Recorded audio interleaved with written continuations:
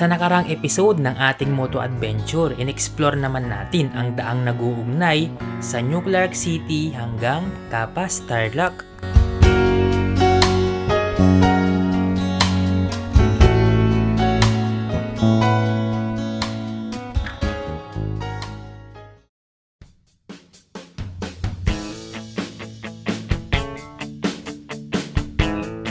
At ngayong araw, papasyalan naman natin ang sikat na beach spot sa Western Pangasinan. Ito ang Osmeña Point Beach Resort.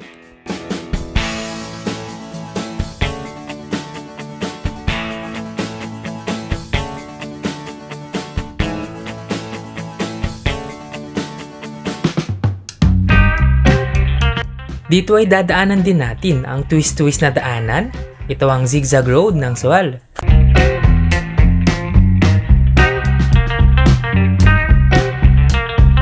Papasyalan din natin ang pinagmamalaki ng Pangasinan, ang napakalalim na may taas na 20 feet. Ito ang death pool na matatagpuan sa Burgos, Pangasinan.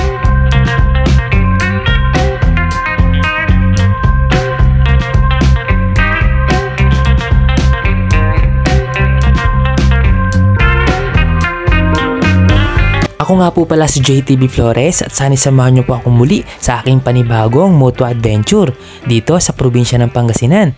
Kaya tara, start na natin ang video. Good morning guys! Papunta pala tayo ng Dasul, Pangasinan ngayon. Sama natin si Mrs. and wala pa kaming exact location kung saan kami mismo mag-stay sa Dasul.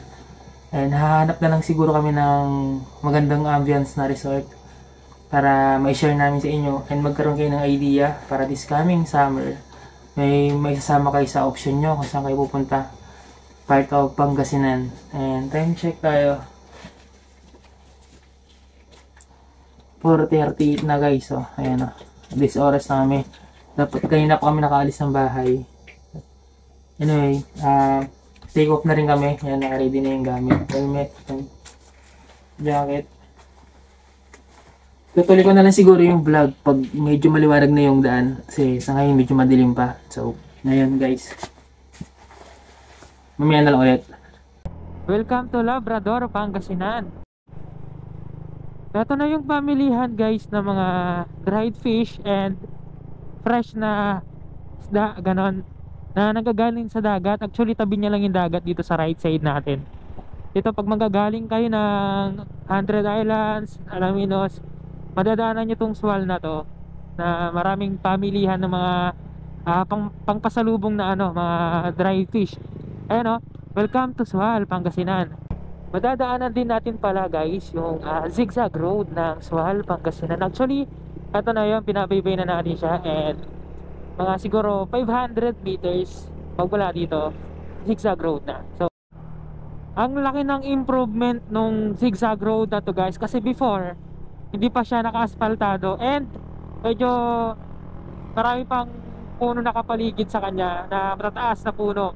So medyo, tapos ngayon ginawa nila parang nag-road widening, then ginawa siyang aspaltado. Malaki ng improvement oh. Our hearts beat to the city streets. We began to feel the fire.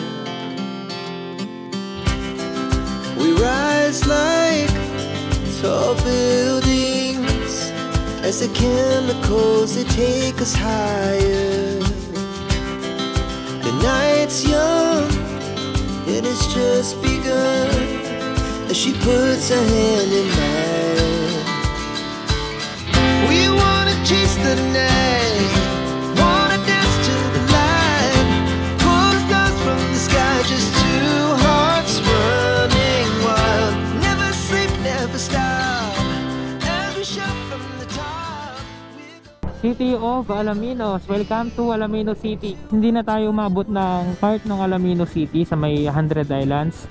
And nag left side na tayo, and then may mga signage dito na ayan guys, kagaya na lang ng Sabangan Beach, Tambobong Beach, Deep Fall, ayan, Kabunguan Beach, saka Santa Cruz, Infanta, Dasul, Burgos, Mabini, saka ayan, right side naman guys is Alaminos City proper. Welcome to Mabini. May nadaanan kami dito guys na malaking rebulto. Ayan o. Check natin. So, tignan natin kung pwede pumasok dito. Mukhang ano naman to. Pwede sa public. Ayan, donated by RSH batch 1967.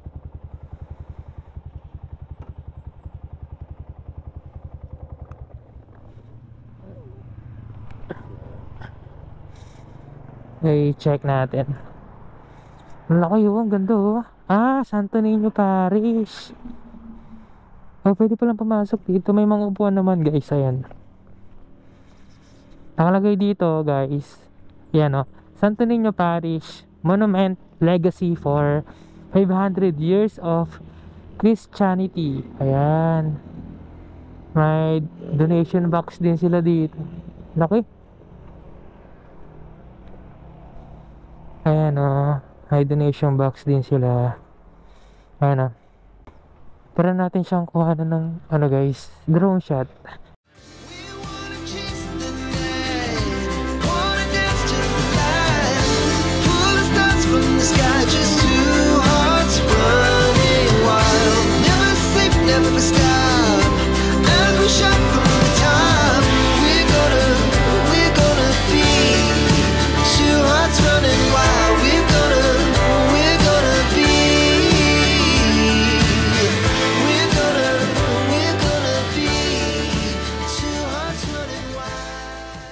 Meron tayo ritong barya na 25, 10, 15, 20 pesos guys. Donate na natin dito. Alright. 10, 15, 20. Alright. Bye bye po. Santo Niño Paris. Ingatan niyo po kami. Presko dito oh. Sarap ng hangin dito. Yung alam medyo mainit kasi open siya. Okay, so kailangan natin mag-register dito.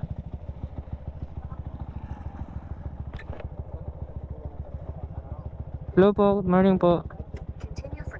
Papunta po kaming Deadpool, sir? Opo. Dito po. Pero mayroon tayong papayaran sa ano? Magkan? 30 pesos per head po. 30 pesos per head po. Sige po. Bali 60 po. 60. Ha? So yun guys, mayroon tayong babayaran na 30 pesos per each or per head. Ito yung sinasabi nilang environmental fee.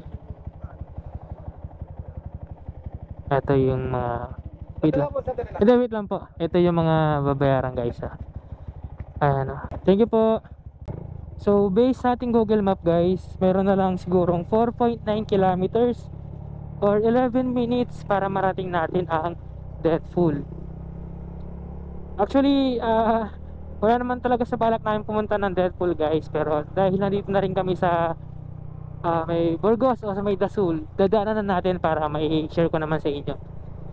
So ayun guys, may babayaran tayong 20 pesos for motorcycle pay. Ayun o. Tricycle 30 pesos, van 100, bus 200, and motorcycle 200. Thank you po, Nay. 3 minutes na lang guys, nasa may destination na tayo sa may Deadpool.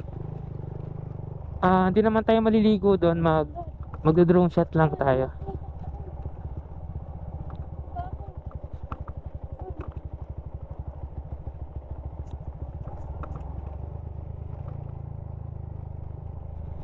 Medyo rough road nga lang yung daan dito, saka mabuhangin at mabato. Pero kaya naman to guys, kahit anong motor siguro kaya to.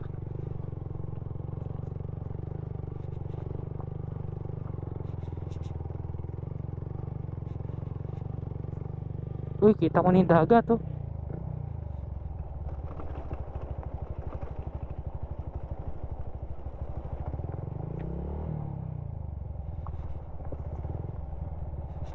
Two minutes na lang. Lapit na tayo guys.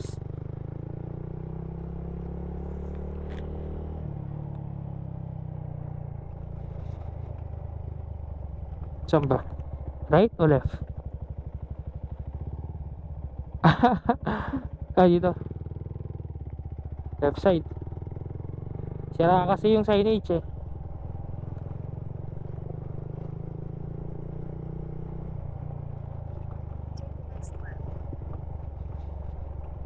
Nakakalampag yung motor ah. Oo naman si Nap-Nap. Then left side. Ayan guys, that pool parking, 4 wheels 50 pesos and motorcycle 20 pesos. Diyan yung parking lot sa may gilid. No picnic allowed. Please respect church. Ah, may church dito. Tara. Ave Maria. Ano yung aso? Ang kulit. Hindi naman kami close.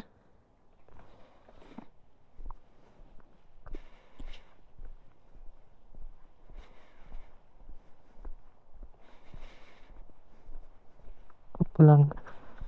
Wala yata ang tao. Ay, meron.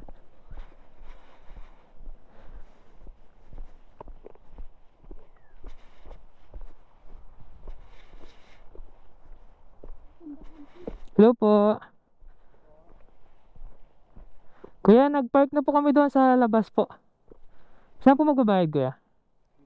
Malayo pa po yung Deadpool dito, kuya? Mababa po na po yung makikita ko na po yung get po. Ah, okay. Sige po. Bayad ka na muna. Ito na yung Deadpool, guys, oh. Yung dun sa part na yon, yung may mga nagpipicture doon. Dun yung pinaka Deadpool. Tingnan natin. Lapitan natin siya. Naka-helmet pa ako. Do-drone shot lang natin din. Punta na tayo. Hanap tayo ng pwedeng mapag-istayan na resort. Para makapagligo tayo.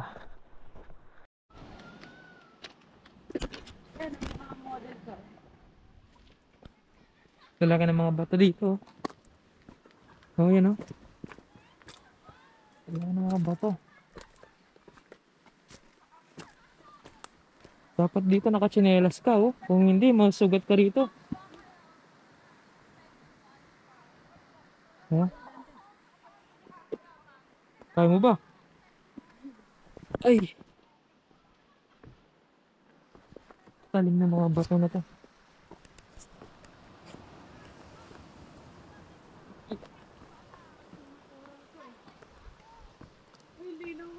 Tubig dun oh. Oh, nandun. Ay, shit. Sirang sapatos ko. Mabit. Tindahan pala dito.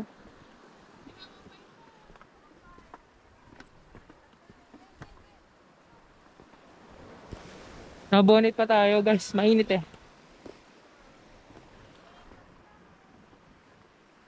Eto na yan guys. Ayun no. Yung mga nagpo-photoshoot pa oh. Huli pa rin natin ng drone. Hanap tayo ng pwesto maganda. Seen a lot of change, been through a lot of pain. Some things are not the same as they were a year ago, but all will be okay. I move on each and every day. The past is where it stays, way back a year ago. I've changed for the better this time. I thought I would never be fine. I strive just to say I'm alright, and for the first time in a long time I'm alright.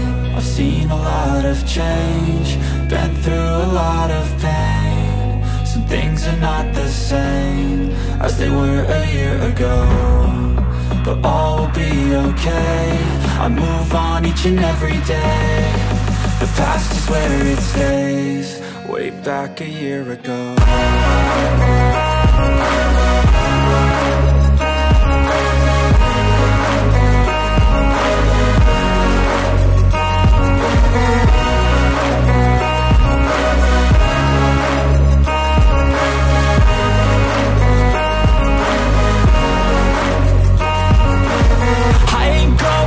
I'm not falling. I'll push all my chips and call all in. I'll bet on myself, you keep stalling. I hear destiny and it's calling. I'll keep my head up high through the downs and lows, and we're all going life. Still nobody knows, but I'ma choose what's right and take what comes and goes, and ain't no one in life. So yun guys, nag-order kami ng milk buko shake kay ate. Ayan, dito sa may MS to natin, MS Fruit Milky Shake. Ayan, may mga available sila dito na cup noodles and syempre meron din dito mga shake guys. Meron silang choco shake, yan, buko pandan, and marami pang iba. Hanapin nyo lang si Marifel po. Ate Marifel guys. Dalawang tindahan dito pero siya na lang yung hanapin nyo. And then sa kabila sir, may mga minsan pag Saturday, Sunday, may ano din, may kanin po sila dyan, okay. mga ulam-ulam, ganun. So yun, kung sakali guys, weekends kayo pumunta, meron din naman sila dito mga pang lunch, ganun. Opo. Dito naman May kay ate, breakfast din. mostly merienda, meron siya rito yan guys. Kung merienda lang hanap nyo guys, yan o, kay ate. Come and visit po sa Deadpool. Ganda nung entrance ni Osmeña Resort guys, oh. Wow. Ganda. Saan kaya tayo?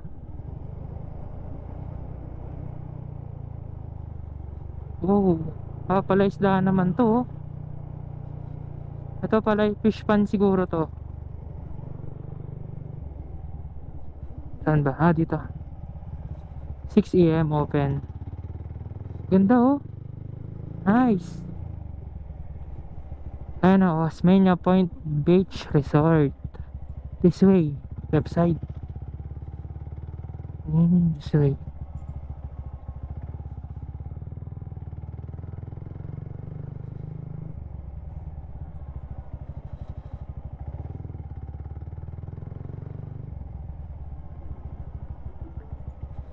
Your destination is on the right.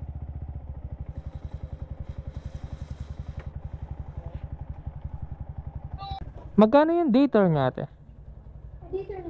Opo, balikan lang po kami. Yung tables and chairs namin, sir, is 300. Yung per head namin is 150. Sorry po, 300 yung Tables and chairs. tables and chair lang yun. Tapos, per head namin is 150. Okay. Ayan.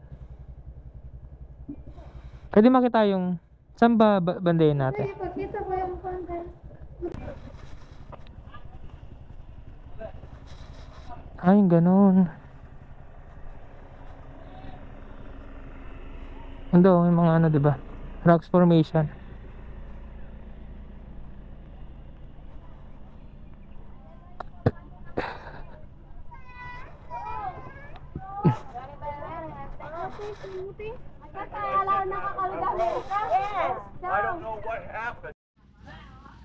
Ito na yung lunch natin guys. Magkano to? 150 tapos 350 tapos 100 yung bayad sa pagpapaluto, so bali 200. Ito parang lumitaw siya ng 250 saka 450 tapos yung rice magana for sure ito tig 20 yung kanin nila. Ayan guys, tapos may soft drinks, tapos ganyan yung ambience natin, oh. Sheesh.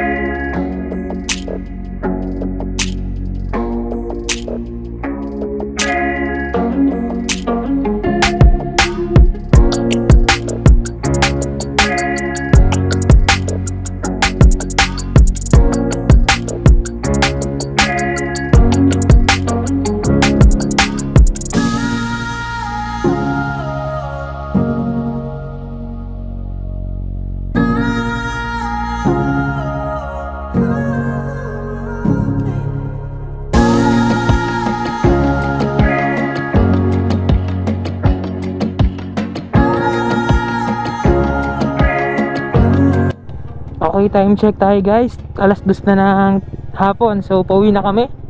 Hindi na kami masyadong nagpagabi kasi malayo pa yung biyahe. Babiyahe pa tayo ng Tarlac. Sa may Bamban, Tarlac. Okay, so time check.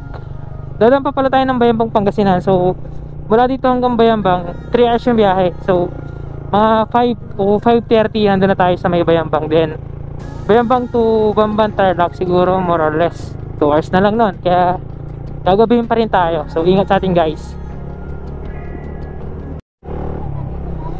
Time check guys, 6:53 na. Dito pa rin tayo sa may Bayambang, Pangasinan at pauwi na tayo ng Bamban, Tarlac. Gusto ko lang ipakita sa inyo guys yung daan dito. Napakaganda, di ba?